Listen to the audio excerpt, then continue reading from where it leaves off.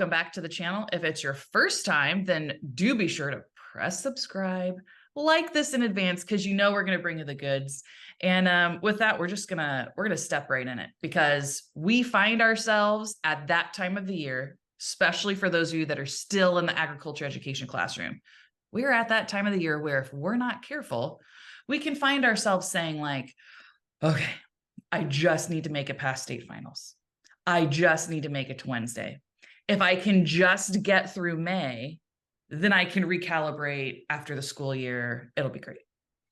And so this kind of underlying theme is really, are we being intentional with our leadership, or are we just kind of leaving our experience and our impact up to chance? And that's kind of the start of the conversation that you and I were having this morning, Corey. Yeah, I mean, if it's that I just need to get through this and then what, right? Like, I need to get through state finals, but then what? I mean, if you look at your life, that it's probably a whole long list of I just need to get through this. Well, you and I both know as well as anybody, growth happens through those difficult times, right?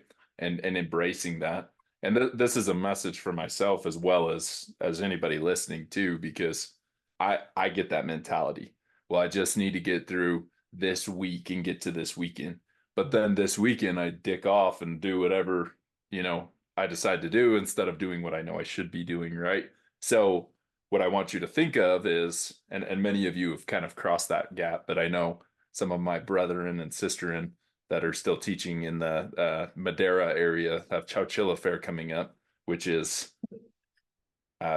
excuse my language, but fuck Chowchilla Fair. That was not my favorite thing ever. Probably my least favorite event as an ag teacher at the high school level, for various reasons. But you get through state finals and then it's like, oh, okay, I can breathe.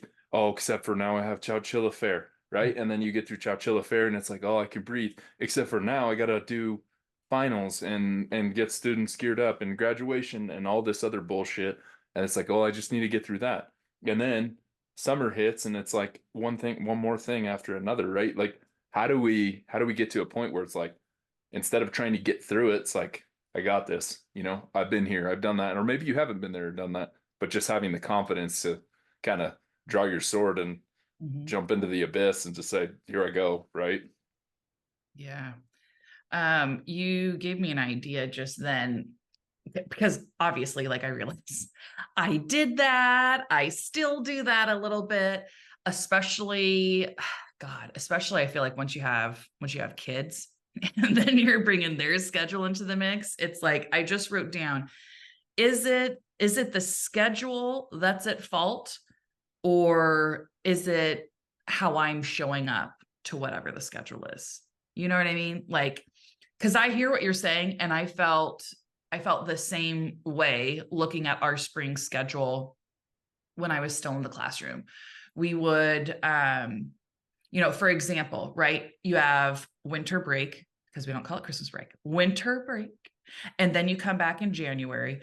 As soon as you're back, we would have maybe a week and a half of just cram and jam, get the state degrees done as possible. So I had a little bit of wiggle room to do the editing, have it reviewed by other people in our department, all the things. You've got state degree, you've got state proficiency applications, SLE applications.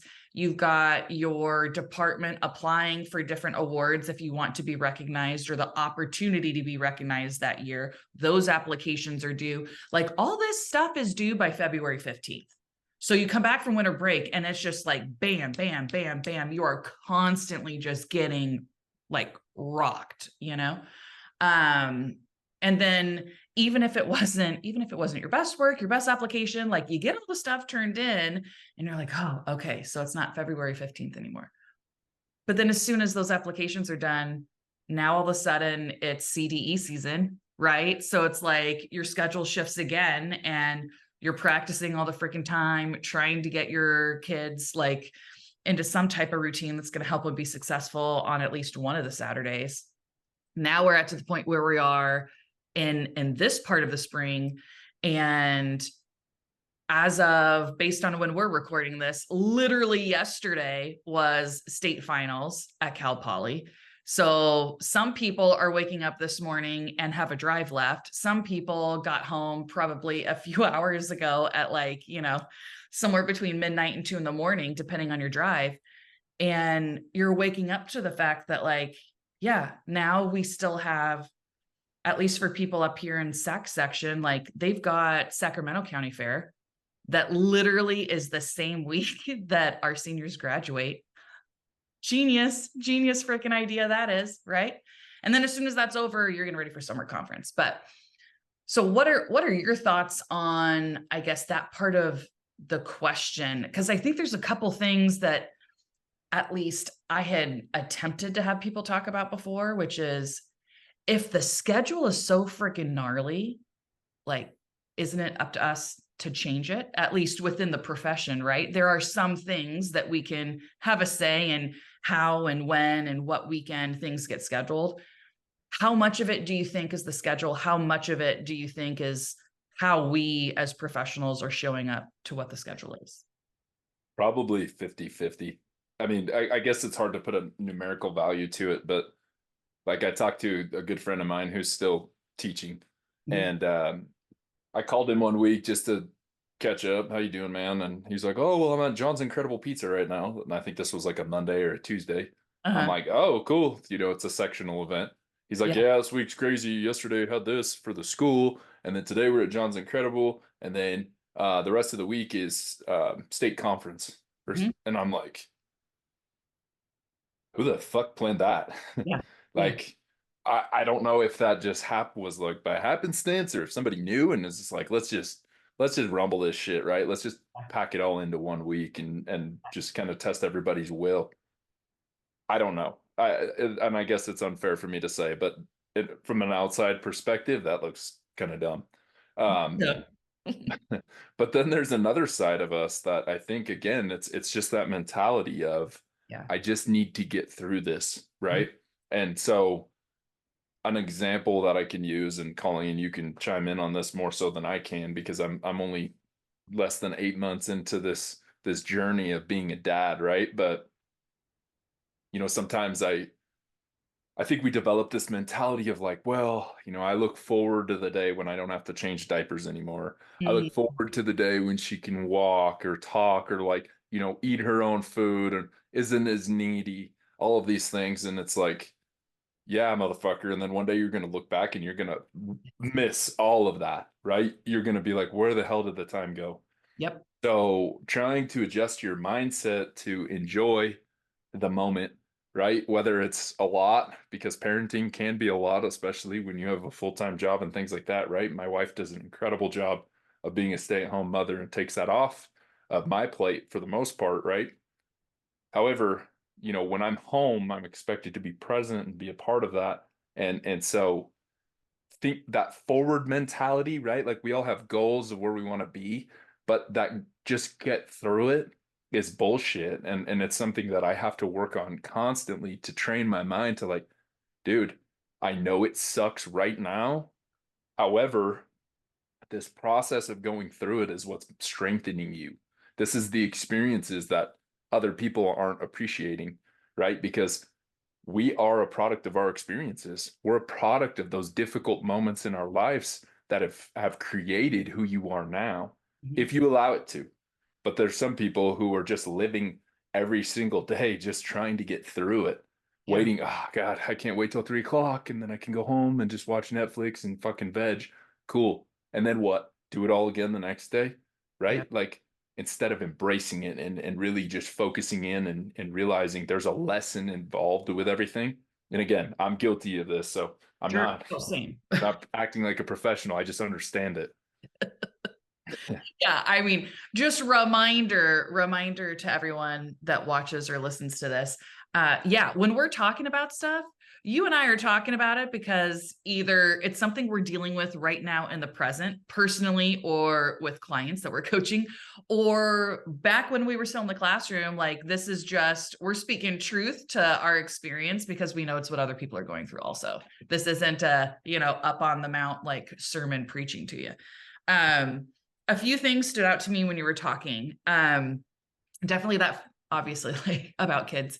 Literally last night when I came home from just a day away with some girlfriends, my husband and I were scrolling through pictures as the girls are in the bathtub and we hear them like giggling and saying like sister stuff to each other. And I was looking for particular picture of when Georgia was maybe 2 and she had this duck hooded like bath towel, and she used to get out of the bathtub and she would literally put it on, and then chubby little legs and everything just go up and down the hall, cat cack cat cack, because she couldn't say quack. It was just like CACK, like cat cat cat cack.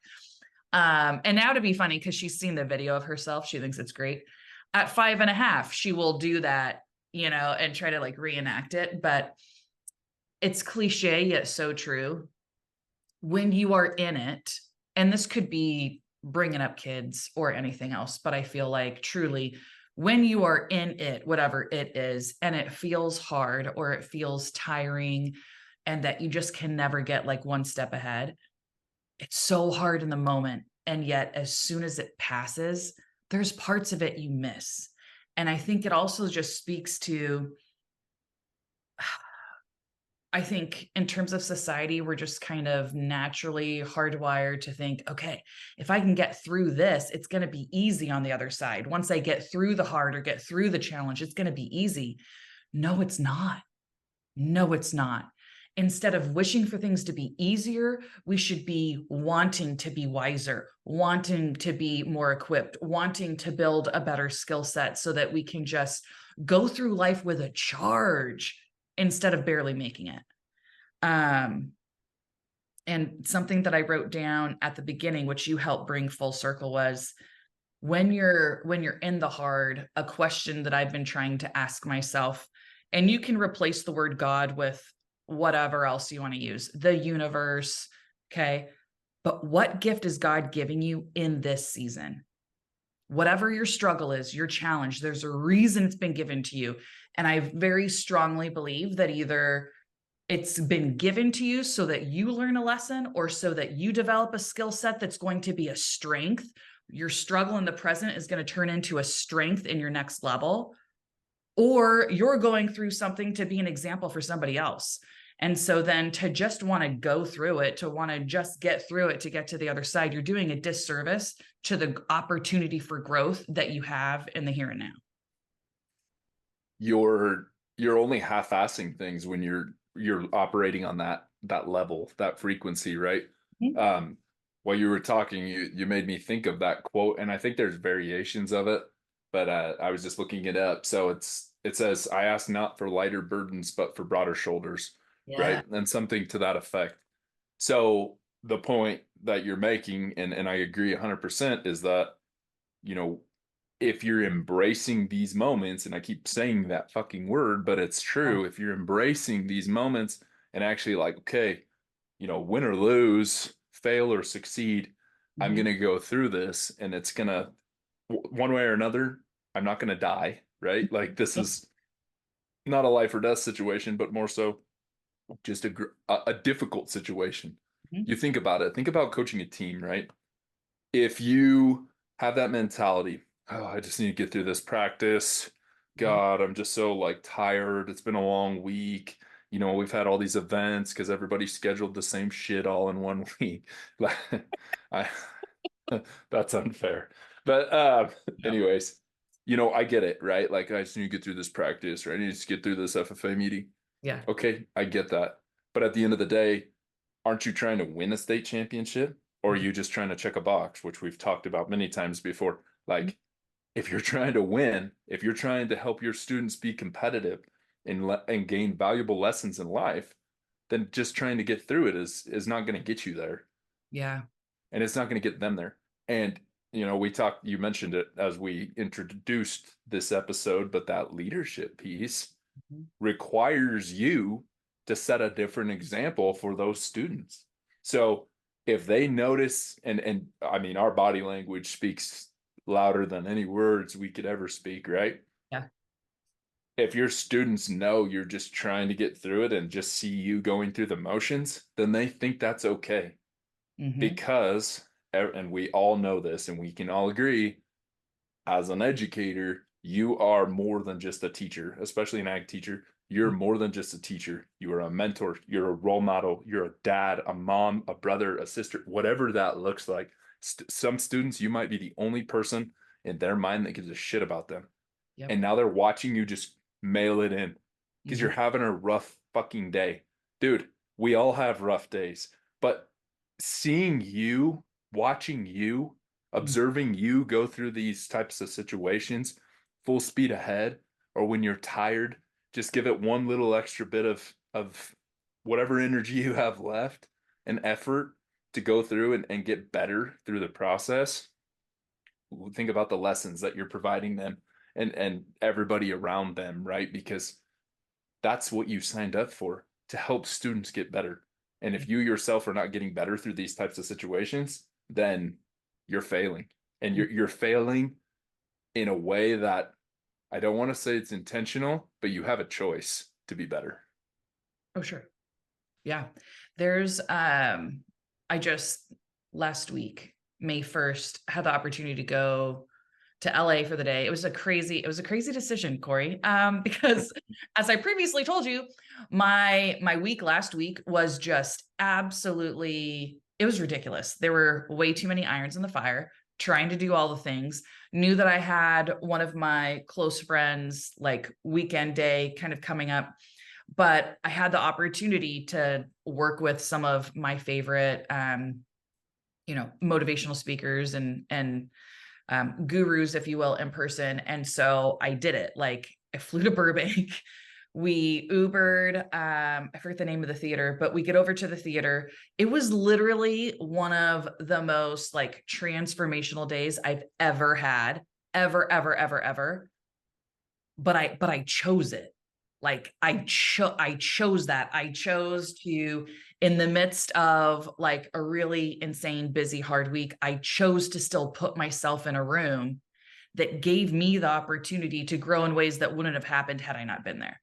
And so then I think back to kind of like what we're talking about right now, the gift that we're given in the hard, the opportunities we have in the hard to be that example, to be that leader for our students. And sometimes I know it can feel like, the freaking math teacher, as long as they show up and teach calculus, right? Like, they've done their job, they're amazing, right? They just do that thing. And not to like belittle math teachers. I could never. So like, I bow to you. But it is different with an ag teacher when you think about the expectations and just maybe the hopes that some of those students have with their interactions with you every day. But it's like, are you choosing this every time? Are you choosing to put yourself, and in this case it's your classroom, are you choosing that? Are you showing up? Are you showing up with a charge? Or are you just kind of like, I don't know, comfortable and going through the motions? I think it's just like a slippery slope. And I keep, even in my head as we're talking, reminding myself that okay, Colleen Cory, we need to be intentional and we need to be leaders. We need, how do we do that? And how do I make sure that I can do that on a regular basis without getting burnt out? It goes back to the things that I feel like you and I return our conversations to all the time. But you have to be intentional with, I think, setting yourself up so that you can be that leader in your home, in your classroom, in your community. If you're not setting yourself up, there's no way you're going to be able to do that or sustain that for the long run. There's no way that you're going to be able to show up to all the practices, all the county fairs, all the weekend shenanigans. You won't, because you're not setting yourself up to be able to withstand or to have the capacity to do those things. So I just think our conversations many times, like, we might sound like we're beating a dead horse, but it's just because some of those themes I think are that important. You know, your habits, what you do every day, like, you become those things. When I was drinking at least one, if not two, large fountain Coca-Colas every single day, like, I mean, I wasn't like a cup with a straw come out. I probably had a costume that looked like that. Okay, let's be honest. But you become what you habitually do, what you habitually say, what you habitually think. And so if you're wanting things to be easier, which I'm not necessarily saying we should hope for, I think we should, you know, like your quote said, ask for broader shoulders, not an easier load to carry. But the best way to make things feel easier, even if it's not, is to dial down on your habits, your routines, your discipline that you're bringing to everything else. I believe that the way, and I speak for myself, but I've seen this with other people. The best way to actually grow as a person is to intentionally, to your words, do difficult things. Put yourself in difficult situations. Be uncomfortable. I'm not sure if I've talked about this on the podcast before, but I was not comfortable going into being a teacher. Like, you know how when you start a new adventure and it's like, oh, this is going to be easy, right? Like, this is why people start over all the time. Mhm. But it's like, oh, yeah, I'm super motivated. I'm really excited for Monday when I can start this new adventure. Dude, I changed my major 4 times my first year at Fresno State. And that last time I changed it, like 2 weeks before school got out for the fall semester, it was, if this doesn't work out, I don't know what the fuck is next. Maybe military, right? And so I changed my major to ag education. That was the last one. And the the beginning of it sounded so simple, right? Like, oh yeah, I could be a teacher. This isn't an issue. The weird part is I hated public speaking. Like, terrified to speak in front of people. That was probably my biggest fear, was being judged in front of people. And maybe it's because I grew up as a fat kid. I'm not sure. But I would say that probably has a lot to do with it. But there was no fucking way Corey Withers was going to stand in front of a classroom and be a teacher. I was comfortable with my friends talking in front of them. But as soon as you put me in front of strangers, hell no. And Mm. then, as I moved through kind of the schooling and got into the master's program at Cal Poly and having to do lessons for those classes in front of established ag teachers, I was like, I don't know if I can do this. Like, this is going to be horrible. They know I don't know anything. That's the only thing going through my head. But I continued to show up. Mhm. And for student teaching, even when it was hard, I continued to show up. And even my first year as a teacher, students they had had a long-term sub in the fall semester, and they knew that I was young and fresh meat. Oh yeah. It was tough, right? But I continued to show up, and I continued to put myself in those environments and make myself vulnerable Mhm. so that I could become better. And I did get better. My second year teaching was way fucking better than my first because I had confidence in myself. I knew I could stand in front of a group of people and deliver a lesson or a message or whatever that was with intention and Yeah. get into their heads, drill that into their heads and get them to understand what I was conveying. And so, that was the best example for me in order to put myself in difficult situations. And now I do it with my current job, right? That's how you grow. I do not want to stop growing. I do still think in terms of what you talked about earlier, which is like, if I do this once, then I'm good, right? Like, or on the other side, after I get through this week, it'll be easier. And I look for that easy. But there's a side of me that knows, that's that dark side of me, right? That knows Yep. putting myself in difficult situations, doing the shit that I don't want to do, even though I know it's beneficial, is going to help me come out the other side stronger, Mhm. better, and able to withstand more than the old me. Oh yeah. So this morning I always have a journal out because you and I both like we take notes when each other's like kind of oh, yeah, cool. He said this, and no, I'm just Yep. awesome. I just ripped open my journal from that conference I went to, literally and I'm gonna read it like verbatim. Ed Milet was one of the ones that I got to listen to in person. Literally chills all over my whole body. one of the things he said right here at the bottom, be willing to put yourself in positions you aren't prepared for.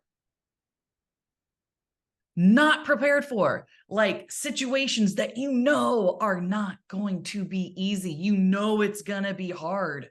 You have to put yourself in those positions. If you want the state championship, if you want that level, that next level of excellence, whatever that looks like for you, you've got to put yourself in those positions that you're not yet prepared for. And here's why: so that you can rise and expand into that next level of yourself. Because it's not a place, it's not like this like timeline, right? It's okay, so we've won this many like, weekend CDE contests. And so now we're going to be able to go to state finals and boom, like we'll be in the top 3 or we'll win or whatever. It doesn't work that way.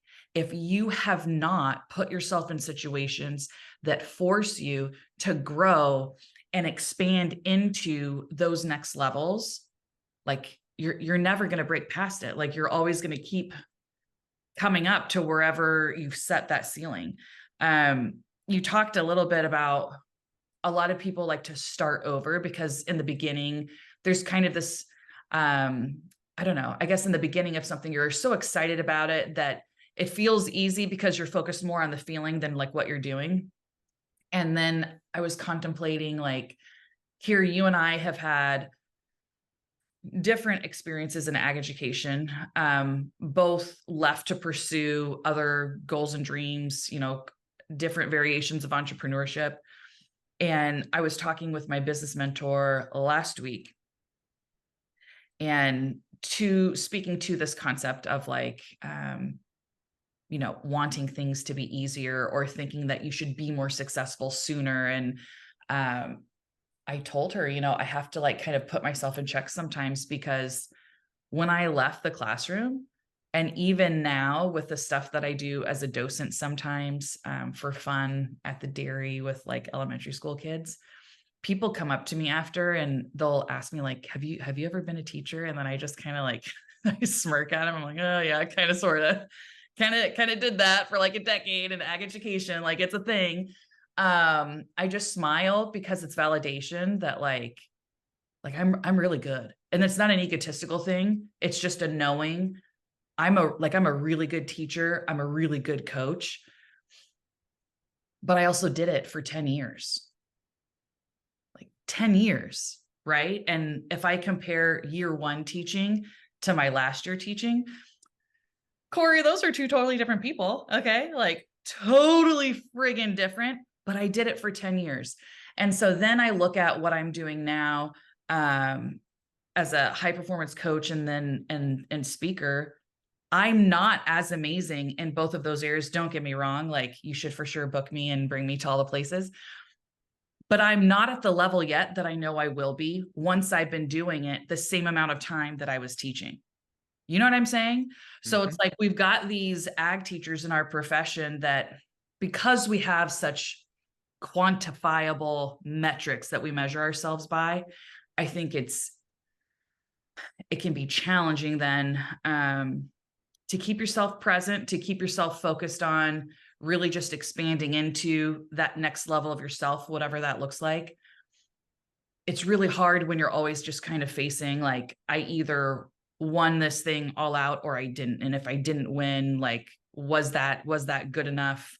What that means and how you take that moving forward. But just kind of shifting that focus onto knowing that it's not going to be easy. Most of us coming into this, I don't think assumed it would be easy. Maybe we thought parts of it might be based on our experiences as like ag education students.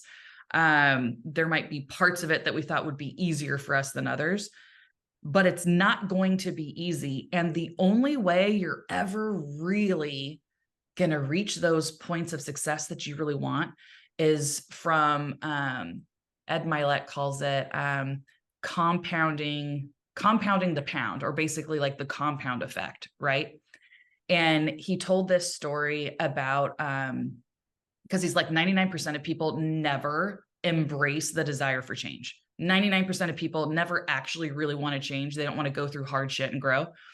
And then he tells this story about going to one of his nephew's birthday parties, and it was so cute. He thought this was like a cultural thing.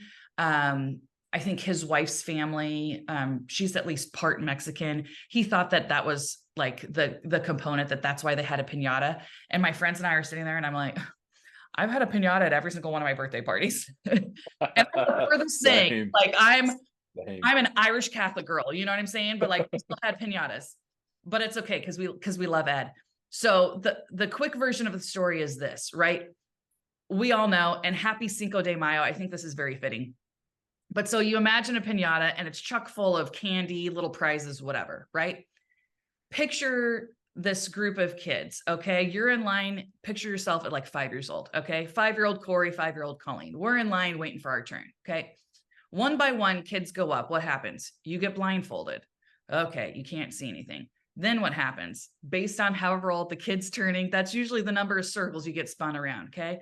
So people are spinning you. You have no idea. You're totally discombobulated, no idea where the freaking piñata is, and then they just shove you forward, start swinging, you know, and you're like looking for it. Maybe you get some contact, probably not. At some point, somebody comes, grabs your shoulders, and then kind of nudges you in the right direction. Then all of a sudden, you figure out where that friggin' piñata is, and you just go ham on it until they tell you like your turn's over, somebody else gets to come hit it. And you do that, right? Cory gets a turn, Colleen gets a turn. And then finally at the end of the story, there's this sweet little kid. And he's like, this guy is like the tiniest kid at the party, probably on the spectrum, big old, like goggle eyes, glasses, like just the most petite, cute, sweetheart little boy, right? So little Johnny comes up. He's blindfolded, spins around, does the whole thing. He goes up to the piñata, one friggin' whack of the bat, and the thing explodes. Everybody goes nuts, goes and gets the candy. Then Ed asks the question, did Johnny break the piñata? Probably not. It was everybody else. I mean, he did, like he helped, right? He did get his swing in there. But it wasn't that this teensy tiny pipsqueak little kid came up with some kind of colossal Thor strength that nobody could see coming, and then he broke the piñata open. It was the compound effect of everybody else who went before him, pounding the piñata, weakening the piñata, and then finally he comes up and he's able to break it open. And then using that as kind of a metaphor for life, right? How many times do you feel like you can't even see the next step in front of you? How many times do you feel like life comes in and just serves you a plate of like, what the fuck, you know? Someone getting sick, divorce, you know, friendship dramas, work situations, life gets really hard really fast. You're blindfolded, life happens, spinning you in circles, you don't know up from down, but then you're still trying to get traction in your career. You're still trying to show up as a leader in your classroom. You're still trying to meet the needs of your community as an ag educator.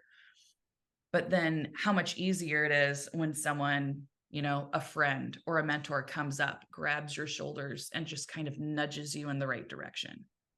When he talked about that part, it was just kind of like chills all over my whole body. Because number one, I just obviously connected with the story. I'm like, oh yeah, I love a good piñata.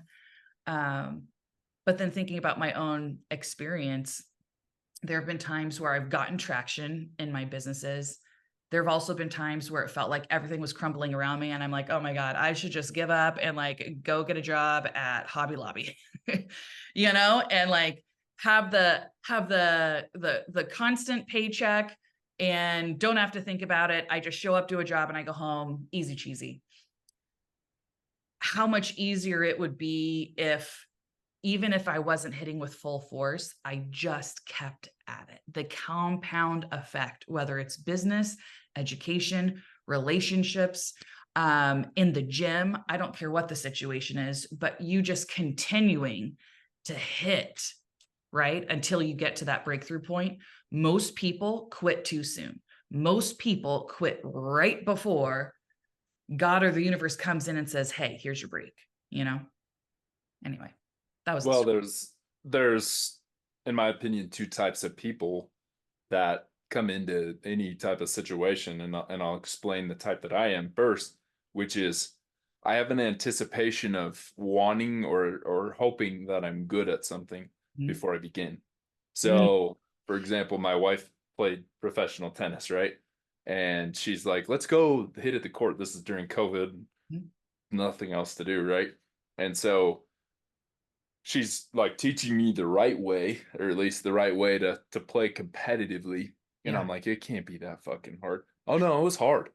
Tennis is hard. Like, I hate watching it on Hey. TV, but that shit is hard. Like watching old people play it, they make it look like kind of Mhm. easy. It's Yeah. not easy. It really is not easy. So that type of situation, but I'm always hoping that I'm good at it, right? Like I'm hoping I'm a good teacher. And so when you go into those situations and you're not good Yeah. right out of the gate, there's a sense of discouragement, Hmm. right? Like fuck, maybe this isn't for me, right? And I know people know exactly what I'm talking about. On the flip side of that, you have people, and I admire their confidence, but maybe ego is a little bit of this. Is, oh, I got this all figured out. You know what I mean? Like, oh, this is gonna be so freaking easy. And it's like, okay, do you realize how bad you suck? You're just starting this. Like, shut the fuck up, take some advice, have some humility. It's okay. There's people that have done this longer than you that are better than you. And maybe you are better than some other people. But does it really matter? Like, you just got to be self-aware, right? Yeah. So somewhere in the middle between those two is I feel like that sweet spot, right? Mhm. Where you're like, okay, I'm starting a new adventure. I am probably not going to be good at it, but that's okay because I'm learning something new, right? I'm going to keep showing up until I get good at it. And there Mm. has to be some passion and some love behind those types of things, right? Because you can't just, yeah, I mean, don't just pick up something like, well, I'm just going to get good at golf. It's like, well, do you enjoy golf? Like, is that something that's going to be fun for you? Because you either kind of love it or you hate it, right? Like, you're not just going to be like, oh, yeah, I'm just going to be a golfer now. Yeah.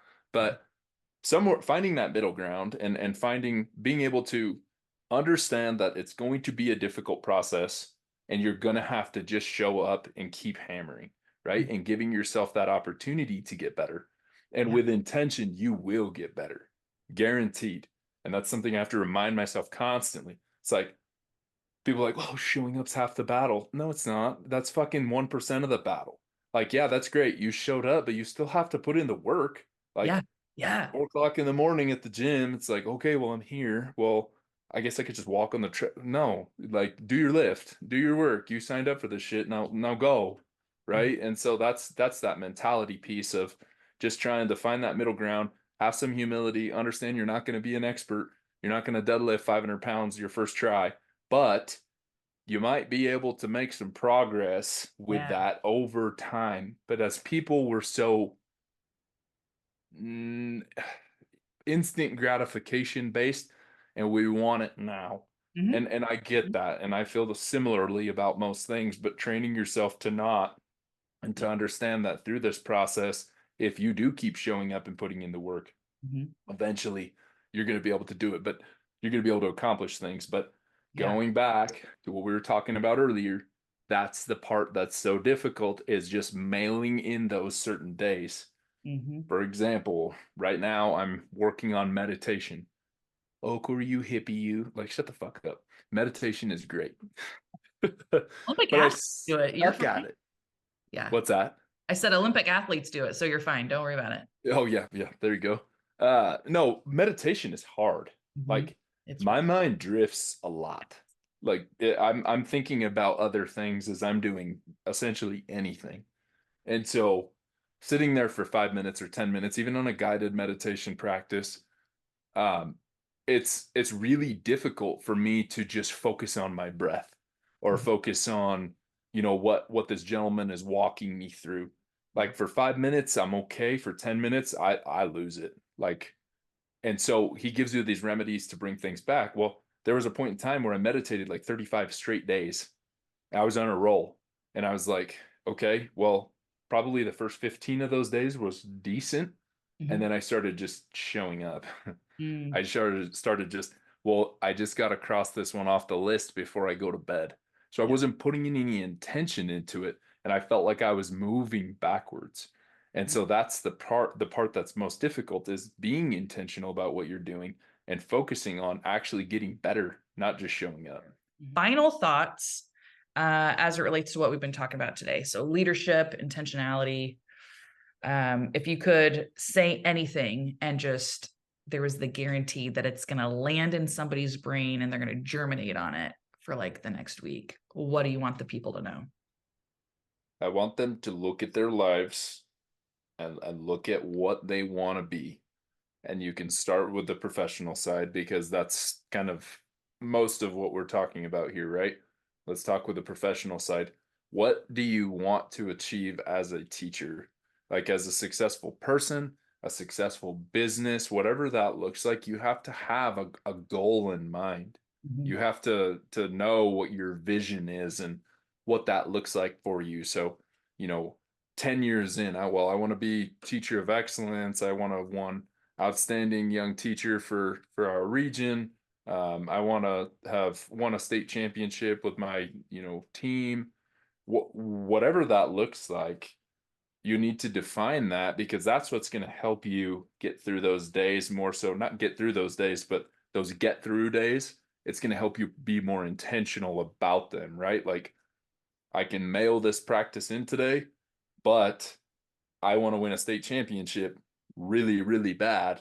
So if I do focus on putting forth some effort and some intention into this practice and get my kids up to, help them take that next step, then I'll have that much more of an opportunity to be right there for that first place trophy, right? Or the silver bowl.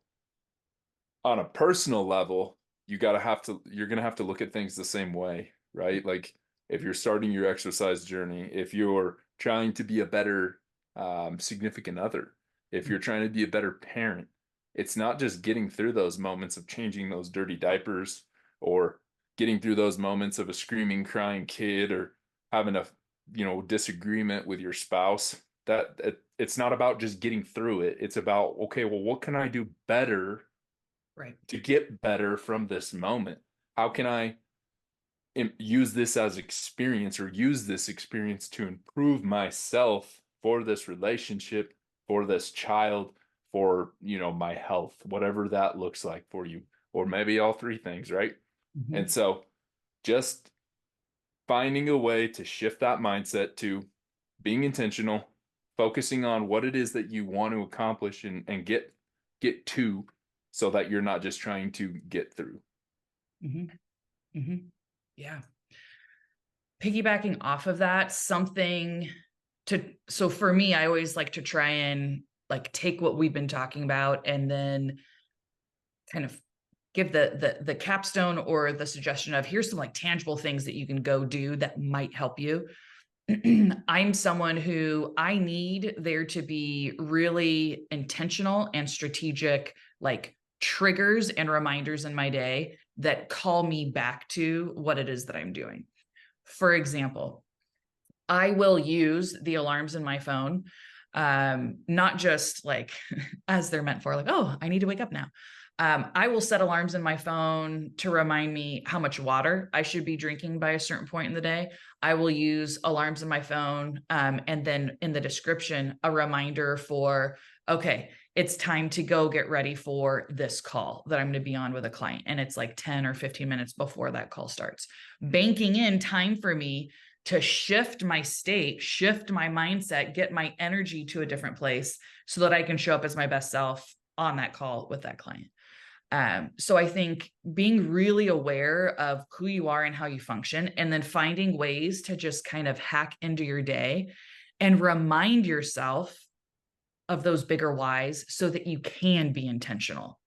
Because I think where the rub comes, where it gets extra challenging, is when you're feeling yourself get so depleted, you're feeling yourself get stressed out, frustrated. It's hard to be intentional. And then you need to have these calls that kind of like, it's a trigger in your brain. It causes you to wake up, to re-engage, right? And that's been a big resounding message for me in the last couple of weeks. All it takes is one decision, one thought in your brain, and you can re-engage into your life, re-engage into your career, re-engage into your classroom. one decision. And then I think if you bring the intentionality that you're talking about, you add on top of that some of the habits and the discipline that you're talking about, you can show up the next day and be a completely different version of yourself and not have to do, those mail-in practices, so to speak. So, hopefully this episode has been helpful for you, especially at this time of the year. Spring season is chaos season, in our humble opinion, for ag educators. But friends, re-engage. You are worth it. Your career, your family are worth it. Re-engage into your life with some intentionality and some passion, and don't lose sight of those bigger whys that called you here in the first place. So please like this episode, subscribe to the channel so that you don't miss out on future episodes, and share this with a friend, a foe, or any fans that are out there, because you know that they need to hear what we are saying. We'll see you next time.